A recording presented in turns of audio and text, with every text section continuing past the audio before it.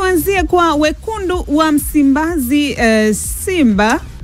Yes, Simba Sports Club tunafahamu kwamba wamefuzu hatua ya nusu finali kombe la shirikisho barani Afrika na wanakwenda kumenyana dhidi ya kikosi cha Stellenbosch kuelekea kule South Africa, mechi ambayo inatajwa kuweza kupigwa tarehe 20 ya mwezi huu wa 4, marejeano tarehe 27, Simba akiwa ugenini. Sasa kuelekea kwenye mchezo, kapteni wa kikosi cha Simba huyu ni Mohamed Hussein Zimbo Junior amesema kwamba wakati huu wanahitaji kuwekeza nguvu kubwa zaidi kuelekea kwenye mchezo huo, kwa kuwa ni jambo ambalo hawajailifikia. Lakini sio hilo tu, kigusia issue nzima faida ya kocha na baadhi ya watendaji wengine kwenye benchi la ufundi kutoka South Africa kiasi gani itaweza kuwawezesha kutinga hatua ya finali.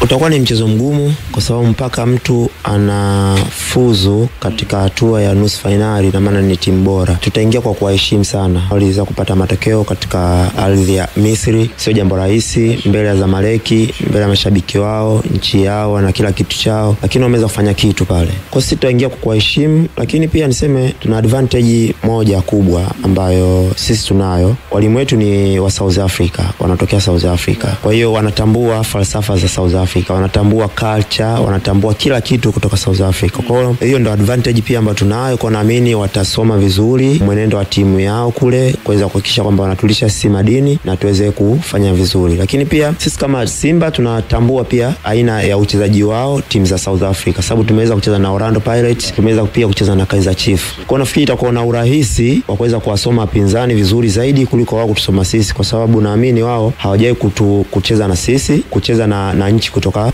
katika ukanda wetu, kwa maana kwamba Afrika Mashariki. Hapa tulipofika hapatoshi kwa sababu sio malengo. Malengo ya Simba msimu huu ni kuhakikisha kwamba vikombe vitatu ambavyo tunashiriki tunavichukua vyote. Na ukiangalia paka sasa hivi Simba ndio timu pekee Tanzania ndio ambayo ipo katika vikombe vyote vitatu. Kwa maana FA tupo katika kombe la Confederation, pia tupo katika ligi kuu. Na zote so far tupo katika position nzuri, bado tupo katika malengo. Kwa malengo yetu ni yale malengo yetu ni msimu huu pia kuhakikisha kwamba tunavuka tena katika hii hatua ya nusu finali na tunafika finali, na inshallah Mwenyezi Mungu akituwekea wepesi zaidi tuweze pia kuchukua kikombe chenyewe. Ni Mohamed Hussein huyo Zimbo Junior, nyota wa wekundu wa Msimbazi Simba na nahodha wa kikosi hiko, akiweza kuelezea mipango kuelekea katika mechi yao ya nusu finali dhidi ya Stellenbosch, lakini pia malengo yao kwa msimu huu wa mwaka 2024-2025. Tuanze na alichokizungumza Mohamed. Amesema kwa maana hapo walipofika sio pale ambapo walipopataka. Wanapopataka ni kuchukua makombe, na makombe ambao wanataka wao kubeba ni treble, kwa maana bebe kombe la shirikisho, wachukue ligi kuu na CRDB Federation Cup. Yaani vilivyopo mbele yao vyote wanahitaji kuvichukua. Kwa mwenendo wa Simba ambao wameuonyesha hivi karibuni, hiko ambacho wanakitarget kinawezekana. Kwanza hii ndio tofauti ya timu kubwa dhidi ya timu ndogo. Ukishakuwa timu kubwa, malengo yako huwa yanabadilika kadri ya hatua unazozidi kupiga. Ukiwa kwenye hatua ya mtoano unawaza group stage, ukishafika group stage unawaza robo, ukifika robo utaiwaza nusu, ukifika nusu finali utaiwaza finali, na ukishaingia siku hiyo kwenye mchezo wa finali utawaza namna gani ambavyo unatoa ubingwa. Kwa hiyo anachokiwaza Mohamed Hussein, anawaza kama mchezaji anaitumikia timu kubwa, timu ambayo ina malengo makubwa. Kwa hiyo hiko kitu ukipita sasa hivi kwenye corridor za viongozi wa Simba, ukipita sasa hivi kwenye corridor za kambi ya Simba, hiyo ndo lugha ambayo wote watakuwa nayoingia kwa pamoja, kwamba twende tuka challenge ubingwa wa CAF Confederations, tuhakikishe tuna challenge ubingwa wa CRDB Federation Cup, lakini pia tuhakikishe tuna challenge ubingwa wa ligi kuu Tanzania bara. Lakini hizo zote zinabaki kwenye engo ya matamanio na engo ya namna ambavyo hizi club zimekuwa zikiset malengo yao. Kuna kauli moja Kiingereza inasema it is easy said than done, kwamba ni rahisi kuzungumza kuliko kutenda. Kutoa treble barani Afrika haitokuwa kazi nyepesi. Sacrifice ambayo Simba anatakiwa kuifanya ili atoe hiyo treble ni mara 2 ya kile ambacho wamewahi kukifanya huko nyuma. Na maanisha nini? Hii ni hatua ambayo hivi sasa wanaiendea, wanatakiwa kuwa makini sana. Kwanza makini kwenye michezo watakayoiendea, wanaenda kucheza dhidi ya Stellenbosch. Sio mpinzani mgumu wala sio mpinzani mwepesi. Stellenbosch ni mpinzani ambaye Simba na mudu. Sasa unaenda kucheza na mpinzani ambaye una mudu, umakini kwanza unatakiwa kushinda huo mchezo against Stellenbosch. Lakini kumbuka, the more unafanya vizuri kwenye michuano ya kimataifa, ndio the more fixture zako zinazidi kuwa ngumu, ndio the more ambavyo unatakiwa kuwa na wachezaji wenye msuli wa kupambana michezo yote pasi na kupumzika, kwa sababu unapozungumza hapa fixture ya Simba Sports Club kwenye Azam Sports Federation, CRDB Sports Federation, next game ni against Mbeya City. Ukitoka kwa Mbeya City, it's possible Simba atakuja kudondoka kwa Singida Black Stars. It is possible Simba Sports Club kwa njia ya Young Africans ambayo ipo, it is possible tunaweza tukakuta derby kwenye finali ya Azam Sports ya CRDB Federation Cup.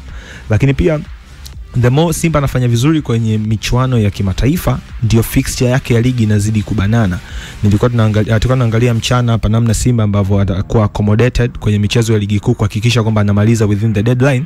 Simba atatakiwa kucheza kila baada ya siku 2. Kuna kuja kujikuta ukiangalia rotation wise Simba amekuwa limited kwenye kikosi ambacho kina perform ligi kuu kwa asilimia kubwa ndio hiko ambako kina perform michuano ya CRDB Federation, ndio hiko ambako kina perform kwenye michuano ya kimataifa. Kuna kuja kujikuta limitation ya kikosi itatengeneza tu aina fulani ya fatigue kwa hawa wachezaji. Due to factor ya kwanza ni congestion ya fixture zimebanana, lakini pili fixtures zinazidi kuwa ngumu. Ligi kuu inapoelekea, kila timu sasa hivi inaangalia namna gani ya kumaliza kwenye nafasi nzuri.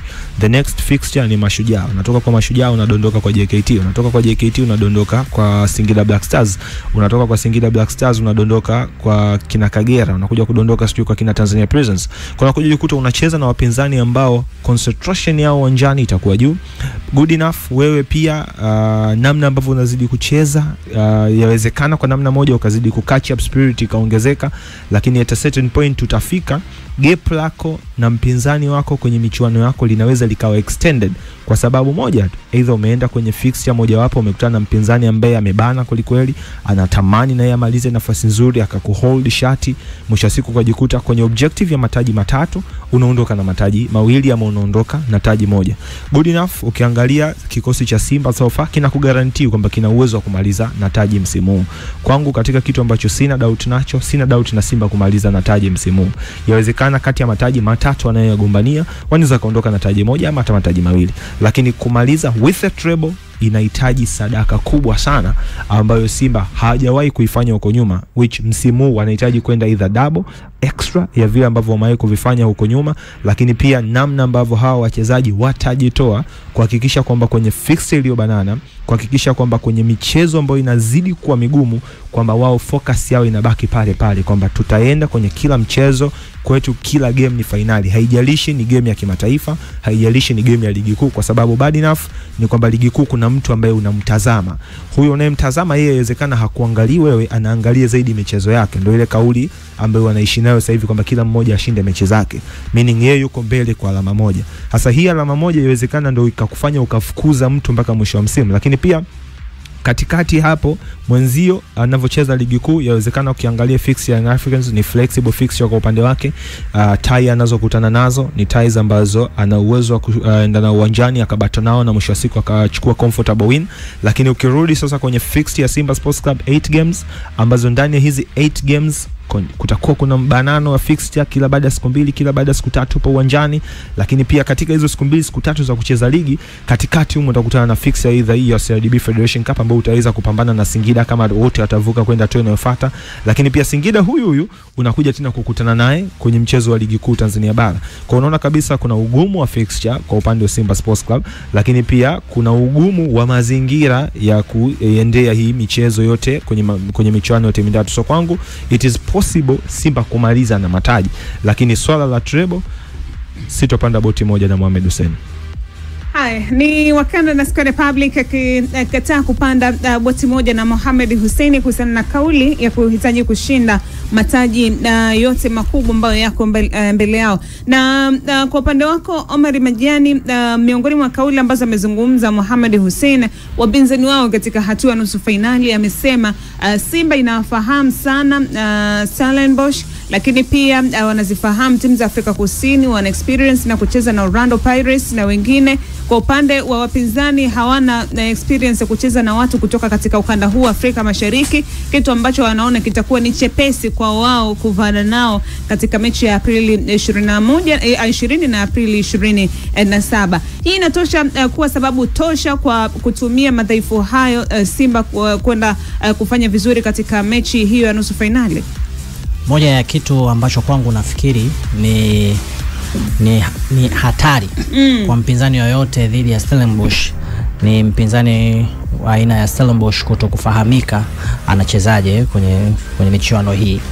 Kumbuka hii ilitokea hata kipindi ambacho finalist anakuwa Dar es Salaam Young Africans, wakutana na Marumo Gallants, yupo kwenye mapambano ya kushuka daraja PSL kule Ligi ya South Africa, lakini kama haitoshi ametoka kumtoa ili kukutana naye nusu finali dhidi ya Yanga, alimtoa Pyramids. Kila mtu anafahamu attention ambayo Yanga wangeipata dhidi ya Pyramids ya kina Mayele ambayo ingekuwa ni kubwa kuliko ambayo attention ambayo walikuja kukutana nao dhidi ya Marumo Gallants. Udinafu wao walipata ushindi home and away kuonyesha ukubwa wao Yanga dhidi ya Marumo Gallants. Lakini upande wa Simba msimu huu wanakutana na Stellenbosch ambaye amemuondoa mashindanoni hatua robo finali bingwa mtetezi Zamalek. Unaweza ukaona namna ambayo Zamalek nao wangesema wamezoea, wao wana faida kwa kuwa wao ni wakubwa, ni giants in terms of quality, in terms of bench la ufundi, in terms of experience. Wangeweza kumuondoa Stellenbosch kwa sababu yeye ni ama chama ni experience kwenye michuano ya kimataifa, lakini what happened? Wameondolewa nyumbani tena dakika za mwisho, wakiwa pia wapinzani wa Stellenbosch ambao ni wageni kwenye michuano ya kimataifa, ila wamepata matokeo. Kwa hiyo factor ya kusema kwamba hawa ni inexperienced kwenye soka la kisasa imekosa mashiko kidogo, kwa sababu timu nyingi ambazo zimeingiza kwenye uwekezaji na kutoa ushindani wa haki kwenye mpira wa miguu zimeonyesha zikiweza kudefy odds na kuweza kumpiga mgeni. Ukizungumza swala kwamba Simba wana experience ama wana uzoefu na timu zinazocheza South Africa ama ukanda wa kusini, ni kweli, lakini kwenye michezo 8 ambayo Simba walikutana na timu kutoka kusini mwa Afrika, timu 4 tofauti, timu 3 za kwanza zile, michezo 6, Simba hawakufanikiwa kumuondoa mashindanoni mpinzani anayetoka South. Walikutana na Jwaneng Galaxy, tunakumbuka, nyumbani alipata shida. Walikutana na Kaizer Chiefs ambaye Kaizer Chiefs alipokuwa kwa Madiba alishinda bao 4. Simba kapata bao 3 nyumbani, lakini hazikutosha kumuondoa Kaizer Chiefs kutoka South Africa au hata Udisongo na kusini mwa Afrika ambao kipindi hiko anacheza mchezaji Luis Mixon, ambaye Luis Mixon ndiye aliwazamisha bao pekee ambao liwaondoa mashindanoni Simba kutana na Orlando Pirates hatua ya robo finali michuano hii ya shirikisho, ambao pia Orlando Pirates na walimuondoa Simba. Kwa hiyo sehemu ya kusema maybe yale kucheza na timu za kutoka South Africa zimewapa attention ya namna ya kuendea timu kutoka kusini mwa Afrika kwa sasa, nitamuelewa, lakini kwamba wamezoea kucheza na timu hizo, hivyo kuna urahisi wa kumtoa Stellenbosch. Rekodi zinaonyesha katika mataifa ambayo yanamsumbua Simba kipindi cha hivi karibuni ni mataifa ni vilabu vinatoka kwenye mataifa ya kusini mwa Afrika, na Stellenbosch pia ni timu ambayo kocha wa sasa aliwahi kupita pale, kwa maana ya Fadlurahman Davis aliwahi kufundisha pale. Lakini pia ndani ya kikosi cha Simba wana faida ya mchezaji kwenye eneo la mlinzi katikati, tunamfahamu ni Abdurazak pia aliwahi kupita Stellenbosch pamoja na SuperSport, pia ana experience na timu za kule. Kwa hiyo inaweza kawa ni added advantage ya namna ya kupambana na timu ambayo imeonyesha inaweza kumwangusha mkubwa kwa wakati wowote. Lakini kusema kwamba ni urahisi, hicho ni kitu ambacho kitakuwa ni ngumu, hasa kutokana na statement ambayo Stellenbosch walitoa walipoenda kumuondoa Zamalek ambaye ni bingwa mtetezi wa michuano hii. Simba anakutana na Mbeya City. Simba bado yupo kwenye ligi kuu na Stellenbosch, kwamba hizi game zote ama kwenye hii michuano yote hawezi kupenya hata moja. Kwanza unazungumzia Simba ambayo imefanya the unthinkable kutoka robo finali. Nafasi ligi kuu Simba. Yaani kuna changamoto. Unajua unapozungumza michuano ikiwa mingi. Tulikuwa mwanzo wa msimu tulikuwa tukizungumzia Liverpool anashinda, sio? Kila kwenye FA anashinda, Carabao anashinda, ligi kuu hakuna unstoppable. Ukienda kwenye kimataifa kwa maana UEFA Champions League unstoppable, lakini congestion ya mechi ilifikia mahala Liverpool wakachagua vita yao. Umeelewa Kwamba hii vita mimi siwezi. Mwezi wa 5 na takriban mechi 5 Simba wanapaswa wacheze. Umeelewa? Given the fact kwamba hapa kwenye mwezi wa 4 labda akaja akapata matokeo chanya dhidi ya Stellenbosch, anabaki tena na mlima mwingine wa home and away ya nini, ya finali. Huo mzigo unapoendelea, the more unavyoendelea ku climb, the more unavyoendelea kupanda mlima, ndio hewa yako ya oxygen inazidi kushuka, ndio maana yake ndio unazidi kubanwa mbavu, kuhitajika kutoa zaidi, lakini kuna mchoko hapo na muda unakuwa hautoshi kufanya vitu vyote. Lakini alikotoka ni mbali kuliko alipo. Yes, kombe la CRDB ipo robo finali. Ndio tunasema kombe la shirikisho Afrika iko nusu finali. Uko sahihi. Ligi kuu yuko nafasi ya pili.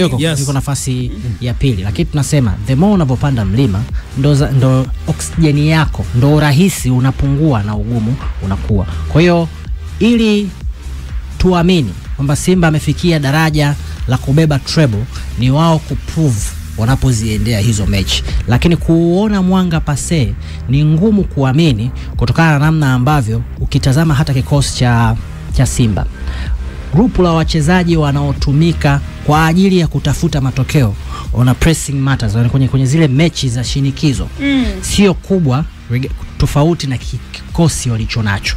Yani ukubwa wa rotation ambao Simba wanaofanya wa wachezaji tegemezi kwenye kikosi sio mkubwa kama kwa namna ambavyo mashindano yaje. Wangekuwa kikosi hicho, group hilo labda wana mashindano mawili, unaweza kusema yes, kwa muda timing ya mapumziko, recovery, unaanza training sessions, then maandalizi kuelekea kwenye game on a timeline. Unasema okay, time frame ya siku 3, siku 4, unaweza kusema okay, inawezekana. Hata kupumzika, mchoko inawezekana. Kuna muda mchoko sio wa mwili tu, kuna muda unapata fatigue ya mentality, na hao kumbuka ni wachezaji, ni binadamu. Kwa hiyo kuna muda utachoka mchezaji ambaye utamtegemea, hatuombei. Ikitokea maybe kuna injury, kuna setback ni kubwa. Kumbuka tension ambayo alipata Simba walipoondokewa na nguzo zao mbili kuu kwenye eneo la ulinzi. Uliona namna ambavyo walikuwa wakipagawa, hata namna goalkeeper kama Chima Lonfondo, hata namna ambavyo unaweza kaangalia nguvu aliyotumia kuhakikisha goalkeeper anarejea kimataifa. Hata mechi ya kwanza ilitupa maswali kwamba kwenye asilimia leo hii kwangu mimi ukitoa treble uwezekano, asilimia kwangu ni 30%. Yes, kwa nini kutoa treble? 30%. Kwa maana kuchukua kombe la ligi kuu, FA sambamba na Confederation Cup. Yes, 10 kila sehemu unajumlisha 30. Kwa nini? Kwa sababu upande kanga una roho ngumu. Ni tunazungumza facts hasa kwenye ligi kuu.